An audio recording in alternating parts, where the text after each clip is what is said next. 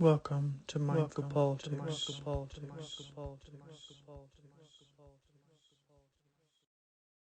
Record.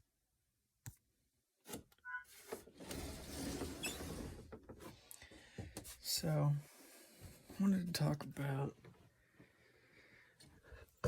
some things on this channel, Mindful Politics, because this is my channel, and, well, if you don't like it, you can go to another channel that talks about different things. I don't care. This is my channel, bitches. No offense. So, we're talking about this ridiculousness about the vaccine mandates, and I'll get into my opinions on this at the end of this, but for now we're going to get into the news of this bullshit. So, Biden, or rather I should say his administration, and I'll get into what I mean by this later, made vaccine mandates a thing if you have 100 or more employees in your company. And if you don't,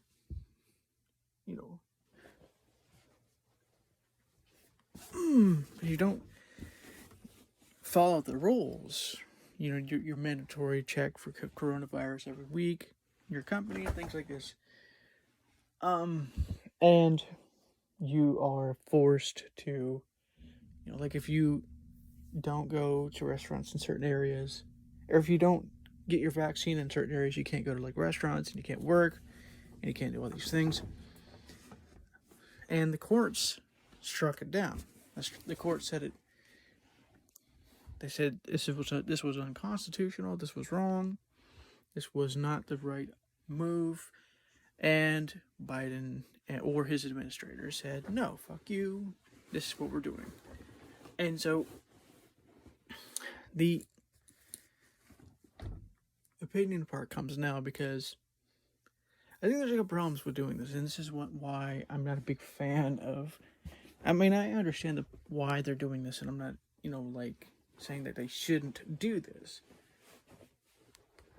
But there's a certain problem that I think comes into play here when you do this kind of thing, because if you can listen to one part of the Constitution or the legal system and not others, which is what the Biden administration is doing, then when a Republican comes into office that you don't like and you're a Democrat, like say if you want to convince a Democrat that this is not a good idea, if a Republican comes in and does the same thing that Biden's doing, are you going to be as nonchalant about this? And so if he's basically eroding, or his administration is eroding the power of the Constitution in this kind of situation. And so you, as a voter, your votes mean nothing now. Basically, like if you vote in somebody who says this should not be a thing, or if you have judges that agree with your message saying this should not be a thing, now the other side can just say no, it should be a thing, and that's final. And do it regardless. This is not a good thing to do, because then we allow authority to be subverted for the sake of our side winning, and that's not smart. So what do I think about vaccine mandates? Because I know a lot of people who are going to listen to this are going to be like, "Oh, he's against vaccines," and things like this. Well, for the record, I took the vaccine, right? I'm fully aware that the vaccine is healthier than not taking the vaccine. This is not the problem that I have, for the most part. My problem is, so I took the vaccine, so I have nothing to worry about from non-vaccine people. You have very little to worry about from non-vaccine people. As long as you do the same things, wash your hands that you would normally do with flus and colds and things like this.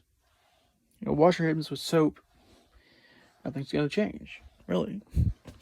You have, what is it, like 5,000 times less likely to get COVID if you are vaccinated than if you're not. And 160,000 times less likely to go into the hospital if you have the vaccine than if you don't. And that's not even chances of dying. That's just chances of going to the hospital. I mean, your chances of dying are way better in a lot of ways. It's one of the reasons why the COVID deaths are way lower than they were. Like last year, 2020, sometime last year, it was like 600,000 deaths. I think it's in the United States. This year, and that's total, by the way, from last year. This year, it's 750,000 total. So the vaccine clearly does something. It clearly works. So I don't have a problem with the vaccine. The vaccine clearly works. I clearly know it works because I took the vaccine. My problem isn't with the vaccine itself so much as it is with these mandates without nuance, without doctors' permissions, things like this, as well as the authoritarian nature of these rulings that say, "Oh, you must get the vaccine or face consequences, face fines, face all these different things if you don't do it. You know, you can't go outside, things like this." That's where I say no, only because I think that if you're vaccinated, you have nothing to worry about. You know, if you are obese and you're morbidly obese and you're not vaccinated, you should be vaccinated right now. That should be your number one priority if it isn't already, if it isn't something that you're already doing.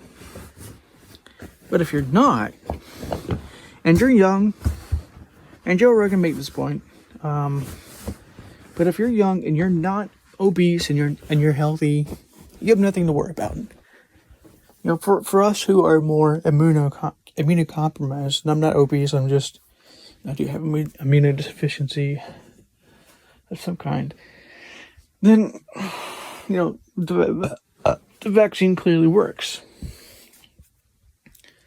But if you're telling me that you're at risk because others will not get the vaccine, the answer is no, you're not at risk.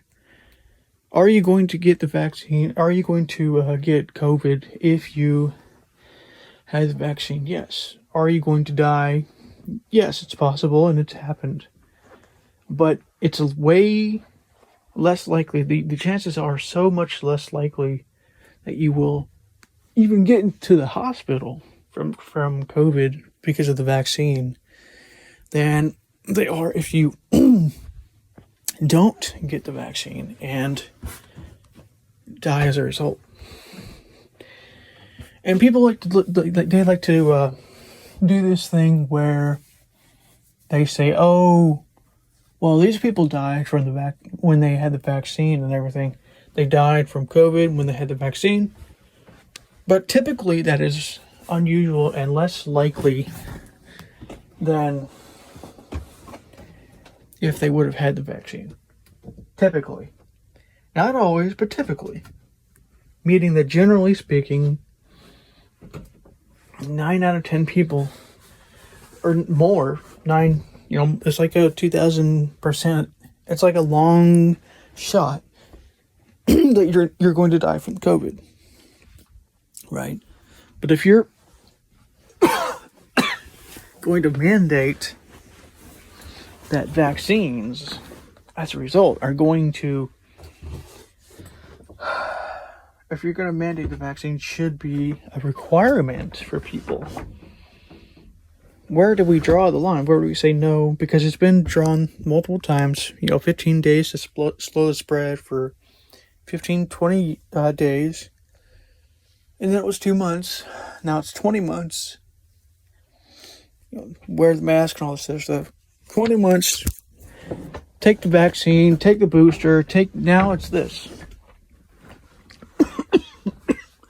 And I'm not against the vaccine. I want to say, get the vaccine, talk to your doctor first, obviously, and things like this. So if they would have said that if you have an allergy or a doctor's notes telling the, whatever, the country or whatever, that you have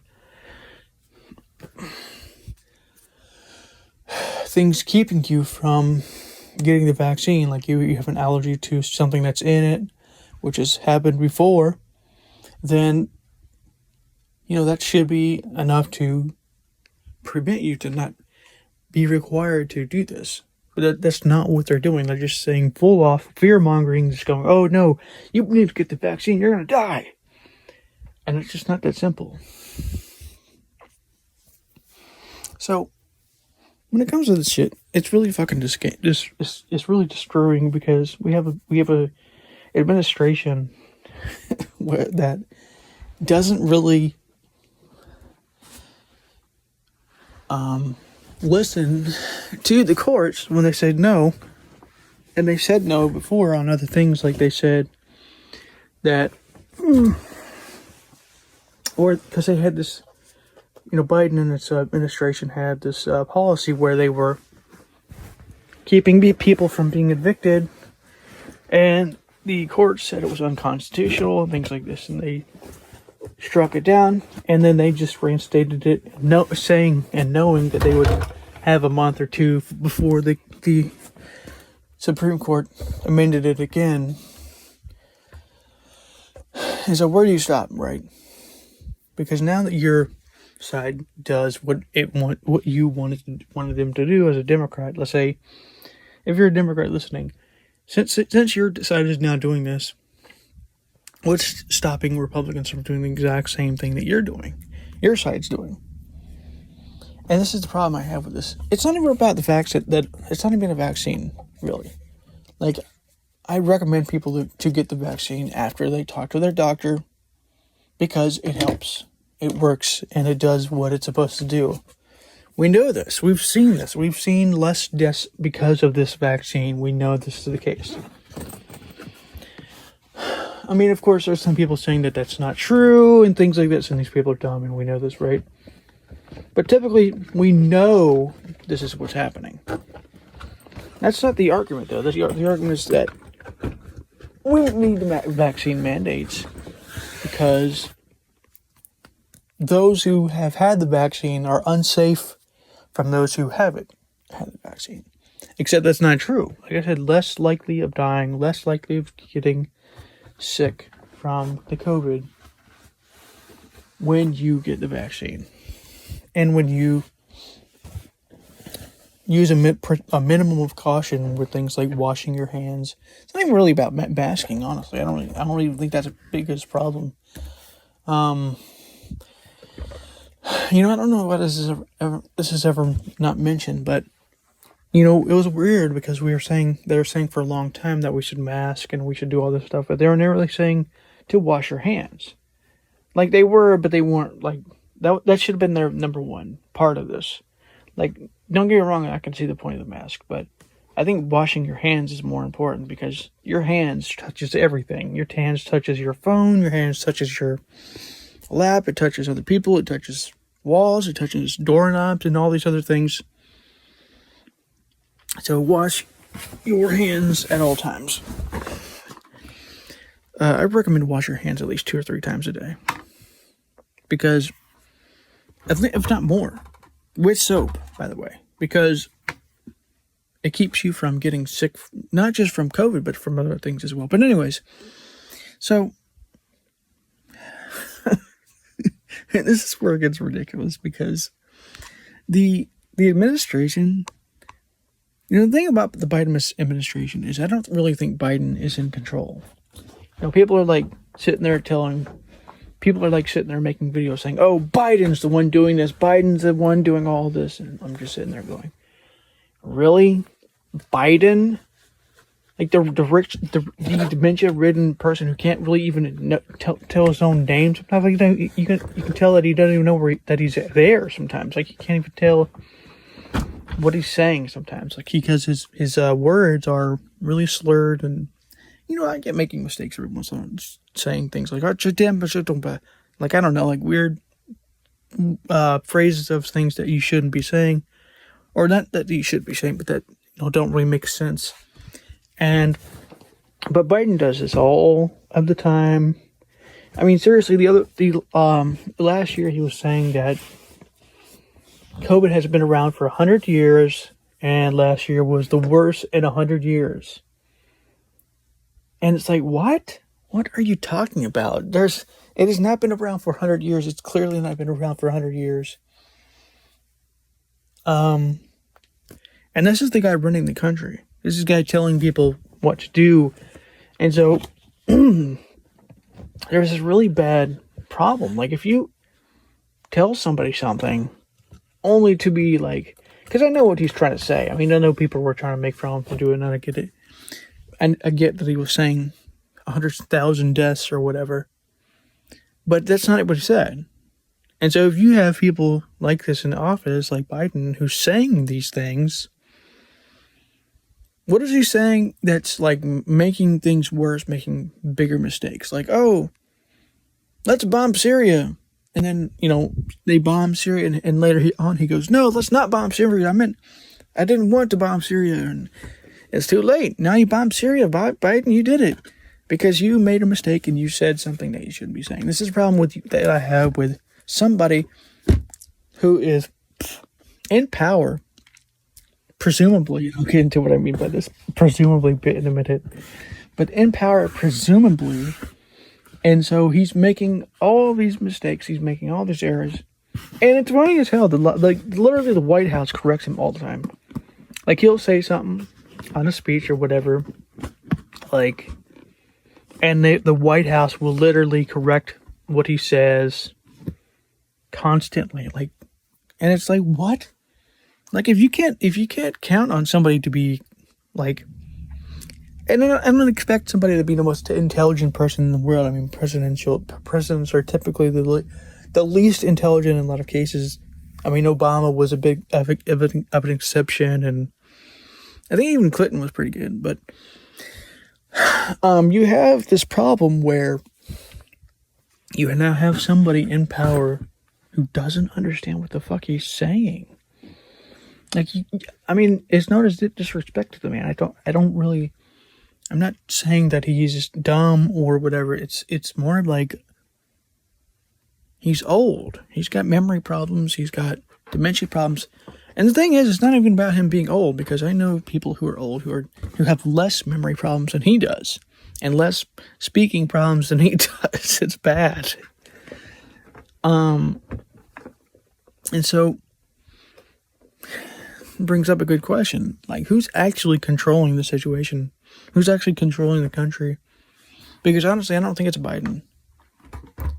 Like, think of it this way, right? Like, if you were an intelligence agency, or an agent in the intelligence agency, whatever intelligence agency you want to say is involved in this, would you let somebody who can't really speak, I mean, there's gaps of it all over the internet where he's making all these mistakes and saying things like what I said, like, oh, this is the worst year in 100 years for COVID. And it's like, what? COVID has not been around for 100 years. He might have been actually talking about the Spanish influenza as well, but it's another episode. Anyways, and so the intelligence agency says, okay, if you guys want to elect this person, here's our caveat to this. And it's not really a mandate necessarily, but a caveat. Like, if you want to do this, here's a problem. And this is why I said in the last episode, or was it? Yeah, it was the episode before last, and the last episode as well, that it should not be about voting Trump out. Like, the person should be really good at doing what he's doing. There should be something besides, oh, let's get rid of Trump. That's what it's all. The only thing they were saying was, let's get rid of Trump. I mean, there were some good proposals from people like Andrew Yang and Tulsi Gabbard, and even like, though I disagree with some of the other policy people, some of the more progressives like Beto O'Rourke or Booker would have been better in some ways than Biden, because they can at least speak and they're not dementia ridden, and they're not like just should I die under pressure. Like, I don't even know what he says sometimes. He just says like these weird things. And so if you're seeing this and you're like, okay, you're controlling things now, right? And then they control things, but because Biden doesn't really have any idea what's really going on half the time, it seems like. My theory is that he's not controlling these things. Like, honestly, if I was an intelligence agency, I'd be like, okay, so if you want to run this person, if you want to, be president, here's the caveat.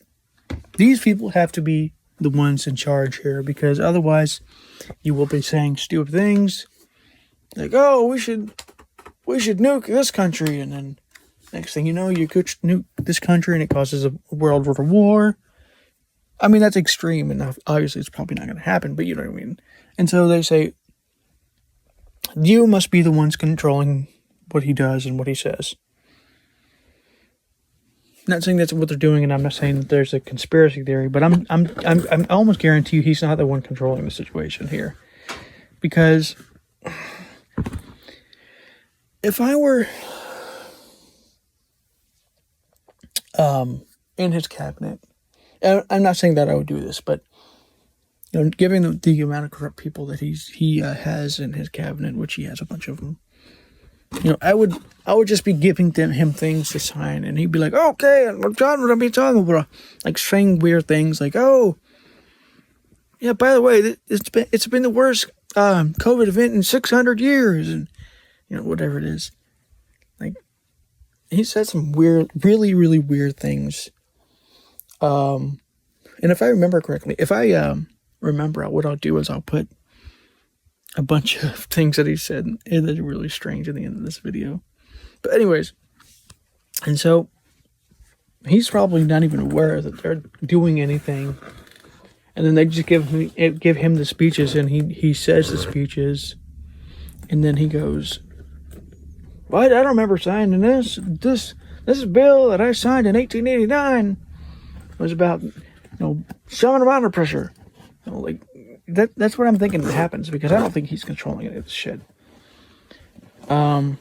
Because if he was, it makes a lot of sense too, because the economy is not very good, and he's doing a lot of things that are fucking with this economy really, really badly. But if he isn't, it also makes a lot of sense, because honestly, like, would you control, like, if you knew how bad his situation was, how bad a mental deterioration he has, would you let him make the decisions? I don't think I would. I don't think I would let them have it, because I mean, he's not very cognizant a lot of times. You can tell, and it's no disrespect to the guy. I'm not trying to be like mean, but I'm really concerned about his health, his mental health. I mean, his physical health is, that's one thing, but his mental health is a concerning problem. We can have presidents that are fat and out of shape and things like this. Like, and I don't really care too much about that. But as long as they're mentally fine and stable, but his mental is not all there, and that's the problem that we have. Is that his mental is all over the place. 11:55 It is p.m. what it is. Ferrite. Recording duration 23 minutes. Left channel on. Screenshot of music app 24. iPhone mic right pause button. So, anyways, I'll probably just leave it there. It's kind of a dumb thing. Like, this whole vaccine mandate thing is blown out of proportions. Like, I don't think there's any problem with the mandate for the most part, as long as it's not a mandate that forces people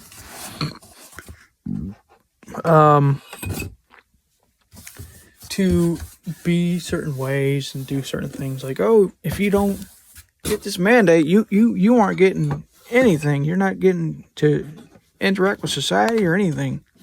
It's like, no, that's not how you do this. It's not I don't even think that's constitutional. And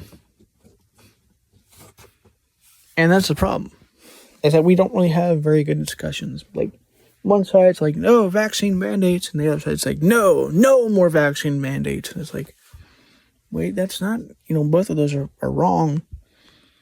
I can understand the need for mandates. I think they're dumb because, like I said, the likelihood of you getting the COVID when you're vaccinated is way lower. And so there's nothing to worry about as long as you're vaccinated. Even if you're not vaccinated, the death is still way low. Like 1 in 2,000 or something. And so,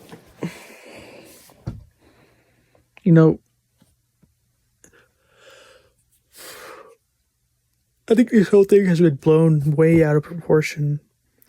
And it's kind of disturbing, but it is what it is. So, Recording duration 25. Right channel. Anyways, I'll talk to you all later. So, last couple of things I'll point out is that what I was saying is it was 600,000 deaths in 2020 total and 750 in 2021 total. That's including 2020. So, like I said, I think just talk to your doctor. What does your doctor say? This kind of thing. So let's listen to some Biden gaffes as he makes all these mistakes and this ridiculous shit. So here we go. I saw that made me aware when I was in law school. Proudly for Holloway. Proudly for your dad. First African-American state senator in the state of Delaware. Everything about.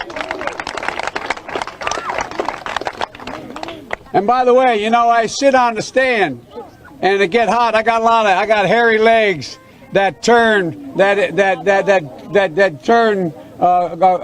blonde in the sun. And the kids used to come up and reach in the pool and rub my leg down so it was straight, and then watch the hair come back up again. They'd look at it. So I learned about roaches. I learned about kids jumping on my lap. And I've loved kids jumping on my lap. And I tell you what, the men, they're now all men, the guys I work with down here, and they're all guys at the time, they're all good men. Most of them made an awful lot of themselves. And Earl Larkin had a rough time. And some of you knew Earl. I came back as a public defender. We hold these truths to be self-evident. All men and women created by you know the thing. I'm among many qualified people. I'm the best qualified person for this job. I'm beginning to see why your wife left you. Why attack Sanders? Why? You're getting nervous, man. COVID has taken this year, just since the outbreak, it's taken more than 100 years. Look, here's the lives. When you think about it. The rapidly rising I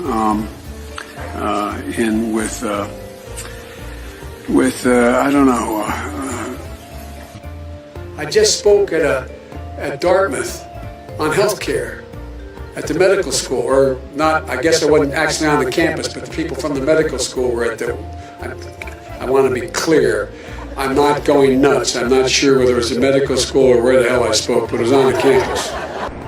I propose, and I'm going to digress slightly. We're in a situation. The president asked me to head up a cancer moonshot. Another country and annex a significant portion of it called Crimea. He's saying that it was my boss, it was his fault. Guatemala, El Salvador, and to go in and say in Honduras and say, look, I took on Putin in terms of in terms of what was going on in Ukraine. One man stands ready to deliver change we desperately need. A man I'm proud to call my friend. A man who will be the next president of the United States, Barack America. Ladies and gentlemen, the President of the United States of America, Barack Obama.